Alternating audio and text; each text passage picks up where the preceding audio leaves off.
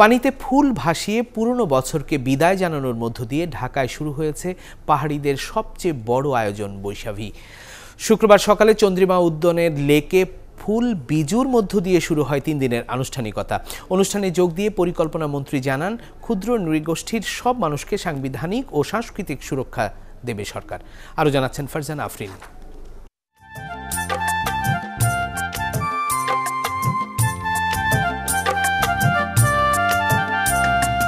পানিতে ফুল ভাসিয়ে পুরনো বছরের দুঃখ বেদনাই ভাসিয়ে দেওয়ার সংস্কৃতি পাহাড়িদের। এর মধ্য দিয়ে নতুন দিনের সম্ভাবনার আলো জ্বালে তারা। এখন এই আয়োজন হয় ঢাকাতেও। এর মাধ্যমে এক টুকরো পার্বত্য চট্টগ্রাম যেন উঠে আসে রাজধানীতে। ত্রিপুরা, মারমা ও চাকমা সম্প্রদায় শুক্রবার সকালে চন্দ্রিমা উদ্যানের লেকে ফুল ভাসিয়ে 3 দিন ব্যাপী এই বৈশাখী যাত্রার শুরু করে। ফুল ভাসিয়ে দিয়ে পুরনো বছরের সকল গ্লানি দুঃখ সবকিছু করে দিয়ে নতুন বছরটা বরণ করে নেব। ফুল বাজালে খুবই পূর্ণ হয়, আমরা খুব খুশি এবং আনন্দিত।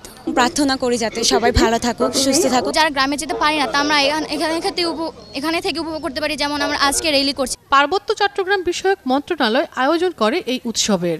সচিব জানান, পাহাড় ও সমতলের ক্ষুদ্র নৃগোষ্ঠীর মানুষ যেন নিরাপদে বৈশাখী উদযাপন করতে পারে, সেজন্য পর্যাপ্ত নিরাপত্তা ব্যবস্থা নিয়েছেন তারা। পার্বত্য অঞ্চলগুলোতে বিশেষ নিরাপত্তা ব্যবস্থা নেওয়া হয়েছে। এখানে যারা পুলিশ সুপার, জেলা প্রশাসক, জেলা ম্যাজিস্ট্রেট এবং সামরিক বাহিনী সহ আদার্স যারা এজেন্সি আছেন তারা তৎপর আছেন। এর আগে পরিকল্পনা মন্ত্রী এম.এ. মান্নান এক বর্ণাঢ্য শোভাযাত্রার উদ্বোধন করেন। উদ্বোধনী বক্তব্যে তিনি বলেন, ক্ষুদ্র নৃগোষ্ঠীর সব মানুষকে সরকার সাংবিধানিক ও সাংস্কৃতিক সুরক্ষা দেবে সবসময়।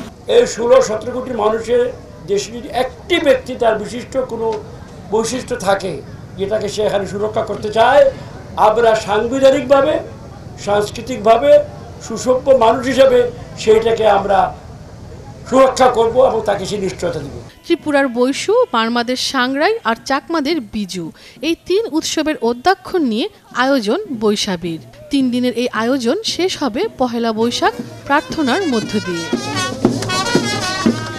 ফারজানা আফরিন, 71, ঢাকা।